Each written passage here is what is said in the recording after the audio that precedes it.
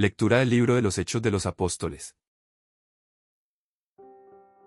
En aquellos días, fueron muchos los que se convirtieron y abrazaron la fe. Cuando llegaron estas noticias a la comunidad cristiana de Jerusalén, Bernabé fue enviado a Antioquía. Llegó Bernabé, y viendo la acción de la gracia de Dios, se alegró mucho, y como era hombre bueno, lleno del Espíritu Santo y de fe, exhortó a todos a que, firmes en su propósito, permanecieran fieles al Señor. Así se ganó para el Señor una gran muchedumbre. Entonces Bernabé partió hacia Tarso, en busca de Saulo, y cuando lo encontró, lo llevó consigo a Antioquía. Ambos vivieron durante todo un año en esa comunidad y enseñaron a mucha gente. Allí, en Antioquía, fue donde por primera vez los discípulos recibieron el nombre de cristianos. Había en la comunidad cristiana de Antioquía algunos profetas y maestros, como Bernabé, Simón, apodado el Negro, Lucio el de Cirene, Manaén, que se crió junto con el tetrarca Herodes, y Saulo. Un día estaban ellos ayunando y dando culto al Señor, y el Espíritu Santo les dijo: resérvenme a Saulo y a Bernabé para la misión que les tengo destinada. Todos volvieron a ayunar y a orar, después les impusieron las manos y los despidieron. Lectura del Santo Evangelio según San Mateo. En aquel tiempo, Jesús dijo a sus discípulos: les aseguro que si su justicia no es mayor que la de los escribas y fariseos, ciertamente no entrarán ustedes en el reino de los cielos. Han oído ustedes que se dijo a los antiguos: no matarás y el que mate será llevado ante el tribunal. Pero yo les digo, todo el que se enoje con su hermano, será llevado también ante el tribunal, el que insulte a su hermano, será llevado ante el tribunal supremo, y el que lo desprecie, será llevado al fuego del lugar de castigo. Por lo tanto, si cuando vas a poner tu ofrenda sobre el altar, te acuerdas allí mismo de que tu hermano tiene alguna queja contra ti, deja tu ofrenda junto al altar y ve primero a reconciliarte con tu hermano, y vuelve luego a presentar tu ofrenda. Arréglate pronto con tu adversario, mientras vas con él por el camino, no sea que te entregue al juez, el juez al policía y te metan a la cárcel. Te aseguro que no saldrás de allí hasta que hayas pagado el último centavo. No bastaba con que la fe se quedara encerrada en Jerusalén. El Espíritu Santo tenía otros planes, mapas más amplios, caminos que aún no habían sido pisados. Así llegaron las noticias de Antioquía, una ciudad grande, bulliciosa, puerta de entrada para gentiles, gentes que no conocían las tradiciones de Israel. Y allí, sin previo aviso, la gracia de Dios había florecido. Muchos se habían convertido, muchos habían abrazado la fe. No era un pequeño grupo de judíos piadosos, era una muchedumbre diversa, culturalmente mezclada, espiritualmente hambrienta. La comunidad de Jerusalén, al escuchar esto, no reaccionó con celos ni con desconfianza. Envió a Bernabé. ¿Qué nombre tan adecuado para este momento? Bernabé significa hijo de la consolación. Y eso fue exactamente lo que llevó a Antioquía: consuelo, aliento, confirmación. No fue a fiscalizar ni a corregir. Fue a ver. Y al ver la acción de la gracia de Dios, se alegró mucho. Esa alegría es el primer fruto de un corazón que reconoce la obra de Dios más allá de sus propias fronteras. Bernabé era hombre bueno, lleno del Espíritu Santo y de fe. No un burócrata religioso, sino un pastor de almas. Exhortó a todos a permanecer fieles, firmes en el propósito. No cambió nada estructural, no impuso condiciones. Simplemente, regó lo que ya estaba brotando. Y así, se ganó para el Señor una gran muchedumbre. La multiplicación no vino por métodos innovadores, sino por la fidelidad alegre de un hombre que supo reconocer la gracia donde otros solo habrían visto irregularidades. Pero Bernabé hizo algo más. No se quedó solo. No acumuló poder ni se creyó indispensable. Miró hacia Tarso, hacia aquel hombre de quien todos desconfiaban, aquel Saulo que había perseguido a la iglesia y que ahora vivía en un relativo anonimio. Bernabé fue a buscarlo. No envió un mensajero, fue él mismo. Y cuando lo encontró, lo llevó consigo a Antioquía. Esta es la dinámica del verdadero liderazgo cristiano: no rodearse de quienes aplauden, sino buscar a quienes pueden complementar, incluso a quienes otros han descartado.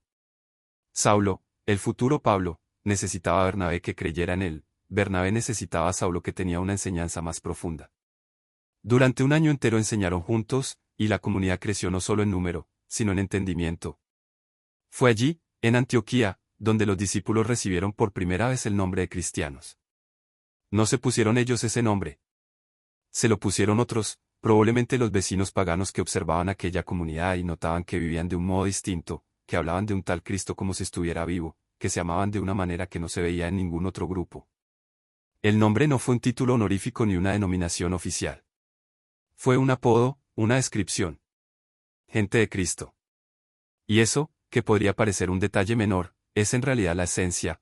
La fe no es una doctrina abstracta, es una identidad que se vuelve visible. La comunidad de Antioquía no se durmió en el hecho de haber producido grandes maestros. Tenían a Bernabé, a Simón el Negro, a Lucio de Cirene, a Manaén que se había criado con la realeza, y a Saulo. Un grupo diverso en origen social, étnico y formación. Pero no se organizaron para administrar su éxito. Se dedicaron a ayunar y a dar culto al Señor. En ese clima de oración y desprendimiento, el Espíritu Santo habló: resérvenme a Saulo y a Bernabé para la misión que les tengo destinada. La comunidad no propuso el plan misionero, Dios lo reveló. Y la comunidad no discutió ni retuvo a sus mejores líderes. Volvieron a ayunar y a orar, les impusieron las manos y los despidieron. Ese gesto de despedir a los más capacitados es una de las pruebas más duras y más hermosas de la madurez eclesial. Una comunidad que solo sabe recibir, que acapara dones, que no se atreve a enviar, se convierte en un estanque estancado. Antioquía se convirtió en un río. Envió a Bernabé y a Saulo, y con ellos envió la bendición a todo el mundo conocido. La semilla de la fe no estaba hecha para quedarse en el granero. Fue hecha para ser arrojada a la tierra, a veces lejos, a veces a tierras que parecen imposibles. Y así, lo que comenzó como un rumor en una ciudad cosmopolita se convirtió en una corriente que jamás ha dejado de fluir. La justicia de los escribas y fariseos no era poca cosa. Eran hombres meticulosos, estudiosos de la ley, que podían pasar horas discutiendo el peso exacto de cada mandamiento. Ayunaban, diezmaban, observaban el sábado con esmero. A los ojos de cualquiera, eran modelos de virtud religiosa. Y sin embargo, Jesús declara con toda solemnidad que si la justicia de sus discípulos no es mayor que esa, no entrarán en el reino de los cielos. No se trata de una competencia por acumular más méritos. Se trata de un cambio de nivel, de una transformación en la raíz misma de la conducta humana.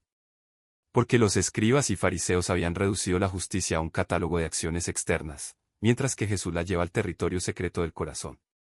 El ejemplo que pone es demoledor. La ley antigua decía: no matarás. Y cualquiera que entendiera esa ley podía sentirse tranquilo si nunca había hundido un cuchillo en otro hombre. Pero Jesús excava más hondo.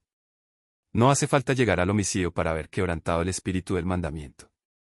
El que se enoja con su hermano ya está, en el plano interior, en la misma dirección del asesino. El que insulta, el que desprecia, ya ha encendido el fuego que quema la dignidad del otro. No es que la ira sea igual al homicidio material, sino que la raíz es la misma, una ruptura de la fraternidad, un olvido de que el otro es imagen de Dios. Por eso, el juicio no espera que la sangre corra, ya corre en el desprecio. Jesús entonces lleva esta exigencia al terreno más cotidiano y concreto. Imagina a alguien que va al templo, que ha preparado su ofrenda, que está a punto de presentarla a Dios. Todo parece en orden, el ritual, la intención, la generosidad. Pero en ese mismo instante, algo le cruza la memoria: tu hermano tiene alguna queja contra ti. No se trata de que tú tengas queja contra él, sino de que él tiene algo contra ti. Tal vez una ofensa real, tal vez un malentendido, tal vez una palabra tuya que hirió sin que tú lo supieras. El mandato de Jesús es radical: deja tu ofrenda allí mismo, junto al altar. No la deposites. No termines el ritual. Ve primero a reconciliarte con tu hermano, y solo entonces vuelve a presentar tu ofrenda. La prioridad de Dios no es el culto, sino la comunión entre los hijos.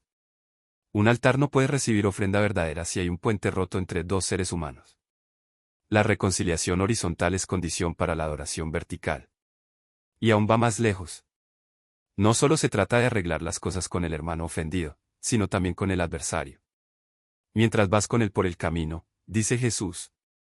La imagen es la de dos personas que se dirigen a un juicio. El tiempo del camino es breve, es la oportunidad para un acuerdo antes de que el caso pase a manos del juez y del policía y termine en la cárcel. Jesús no está dando un consejo de prudencia legal. Está describiendo la urgencia del perdón. El camino de la vida es corto. Cada día caminamos junto a aquellos con quienes tenemos diferencias, rencores, cuentas pendientes. El Evangelio no nos permite aplazar la reconciliación. Porque el tribunal no es solo un juez terreno, es la verdad misma que tarde o temprano se impone.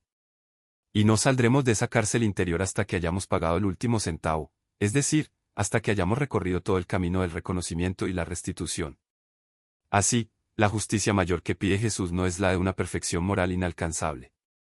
Es la justicia que nace de reconocer que el otro es mi hermano, que la ofrenda a Dios pasa por el abrazo al ofendido, que el camino de la vida es demasiado breve para guardar rencores. Mientras los escribas y fariseos medían la distancia entre su conducta y la ley externa, Jesús mide la distancia entre mi corazón y el corazón del hermano. Y esa distancia solo puede cerrarse con un movimiento de humildad, de búsqueda, de paz. El que aprende a reconciliarse antes de ofrecer, ese ha entendido el reino. El que se arregla con su adversario mientras van juntos por el camino, ese ha comenzado a vivir la vida nueva. No es más fácil que la justicia antigua. Es mucho más difícil. Pero es la única que abre la puerta.